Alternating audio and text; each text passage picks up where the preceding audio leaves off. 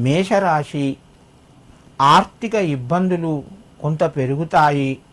రుణ ఒత్తిడి కూడా పెరుగుతూ ఉంటుంది. ఆరోగ్యం పట్ల కొంత జాగ్రత్తలు పాటించాలి. తోటివారితోని కొంత నెమ్మదిగా మాట్లాడుతూ సహాయ సహకారాలు పొందే ప్రయత్నం చెయ్యండి. ఉద్యోగస్తులు కూడా తొందరపడకుండా తోటివారికి సహకరిస్తూ వారి యొక్క సహకారాన్ని మీరు పొందండి. నిరుద్యోగులకు కొంత అనుకూలంగా ఉంది.